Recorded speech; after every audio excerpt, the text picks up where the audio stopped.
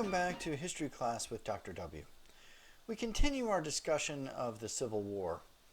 As the war lingered on and dragged on for months and then years, both sides found waging the war harder and harder the longer it carried on. And so even as both sides grew more and more committed to it, and as the battles themselves grew more intense and gruesome, each side struggled to keep the war effort going.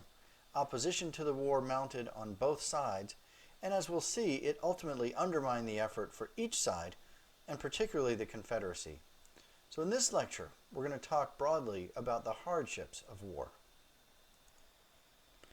It's easy to forget that both sides, in the midst of this gruesome war, and in the midst of so many gruesome battles, had to carry on the process of running their countries and simple governance during the war.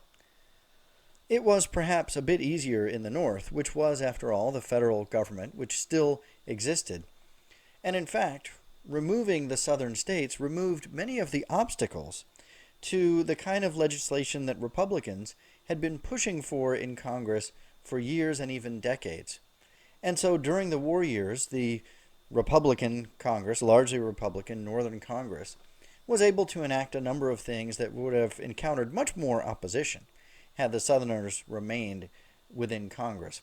So they did things like implementing a high tariff, acts like the Homestead Act and the Pacific Railway Act, which encouraged settlement of the West. And I'll talk about those acts more when we get to lectures about Reconstruction a little bit down the road. They also implemented an income tax, and as we'll discuss shortly, a draft to help meet the growing demands of filling the army. All told, the process of waging the war and funding the war led to a dramatic expansion in the size and scope of the federal government. The challenges for President Jefferson Davis of the Confederacy were perhaps more severe than those running the government in the North. This is Jefferson Davis pictured here. He similarly struggled to meet the growing needs of waging the war. And in April 1862, Davis and the Confederate government announced a draft and an income tax as well. But for many Southerners, such things were anathema. As I've described previously, states' rights were one of the driving motivations of Southern states at this time. So following along with something like a draft or a national income tax led to a lot of opposition in the South.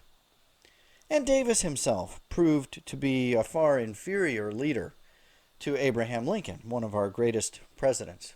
Davis really disapproved of anyone in his cabinet or around him challenging or questioning his policies. He removed many officials who did question him, and ultimately was surrounded by a relatively weak and ineffective cabinet. The war created hardships in both North and South. Elements of the Northern economy boomed during the war years. As I've talked about, the expansion of industry and the weapons industries in the North. But the Southern embargo on cotton created hardships in some industries in the North, particularly textile and clothing manufacture. There were the beginnings of labor unions forming during this time to combat some of the challenges of wages that were not keeping up with inflation and poor work conditions.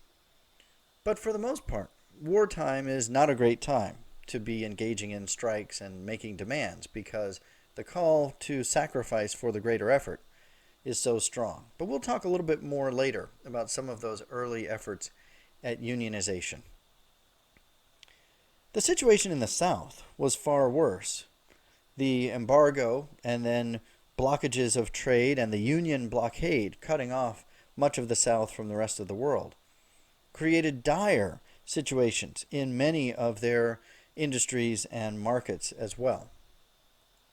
The South was never able to produce as much as the North, and their manufacturing could not keep up with growing demand. And at times, and in some places in the South, this led to dire shortages of all kinds of goods and at times even food as well. As is often the case, wartime necessity created some new opportunities for women in both North and South. As so many hundreds of thousands of men were off fighting in the war, women took over all kinds of roles on the home front, from running their own homes to working in factories and offices and shops and other places. There were also opportunities within the war effort, most notably in the realm of nursing. I already talked in a previous lecture about Dorothea Dix, who had been a motivating factor behind reform in prisons and asylums earlier in her career. During the Civil War, she became the leading nurse for the Union effort and led thousands of women who volunteered as nurses in field hospitals. Another of those was Clara Barton, who we will talk about later, but who goes on to found the American Red Cross in the aftermath of the Civil War. And Clara Barton said that the American woman was at least 50 years in advance of the normal position which continued peace would have assigned to her. In other words, the war opened up many opportunities for women. Conditions also changed for women in the South during the war. Some of them, as well, worked in shops or in industry or as nurses, but in many cases they found themselves running the family farm while the men were away. In some cases, farms which held many slaves. And so women, in some cases, found themselves supervising slaves, an uncomfortable position for some of them. And at times, the slaves took advantage of this change in leadership on the farm to agitate for change or to be more unruly than perhaps they would have been before. The war also created challenges on the political front. I mentioned early on that Abraham Lincoln won the presidential election in 1860 with less than 40% of the popular vote. And while most Northerners did support Lincoln, not all of them did. And in fact, there was a considerable minority in the North who were Democrats and who remained opposed to the war for one reason or another. These Democrats opposed to the war effort are known as Copperheads. They're sometimes also called Peace Democrats, who argued for a resolution to the war, which may even have allowed for the South to remain seceded from the war. The longer the war went on, and as the Confederacy continued to prevail in many of the early battles, and with the growing destruction and death caused by the war, and with things like the income tax and the draft, Copperheads actually had much to be opposed to, and their argument essentially was that the war effort itself was not worth the effort to try to keep the South as part. As the war went on, and their opposition to the war grew more heated, and their speeches and movement against Lincoln and the war became more prominent, Lincoln eventually argued that their efforts were detrimental to the war effort, and he suspended the writ of habeas corpus, which in essence is a collection of rights given to anyone accused of a crime. And so those who spoke out against the war ran the risk of potentially being arrested for those kind of efforts. And in one of the most notorious cases, Ohio Congressman Clement Vallandigham was arrested for speaking out against the war. On June 12, 1863, Lincoln defended his actions by saying this: "Ours is a clear, flagrant, and gigantic case of rebellion, and the provision of the Constitution that, quote, the privilege of the writ of habeas corpus shall not be suspended unless when, in cases of rebellion or invasion, the public safety may require it, unquote, is the provision which specially applies to our present case." In other words, because there is a rebellion, habeas corpus does not apply. And he goes on about Mr. Vallandigham. "He was not arrested because he was damaging the political prospects of the administration or the personal interests of the commanding general, but because he was damaging the army, upon the existence and vigor of which the life of the nation depends. He was warring upon the military, and this gave the military constitutional jurisdiction to lay hands upon him. So Lincoln eloquently makes his case for suspending the writ of habeas corpus, but this was an action that drew much criticism during the war, clearly from his opponents in the Confederacy, but also from many in the North. And it is a mark that some historians continue to hold against Lincoln even now. In order to meet the growing manpower needs of the war, both sides ultimately had to resort to a draft.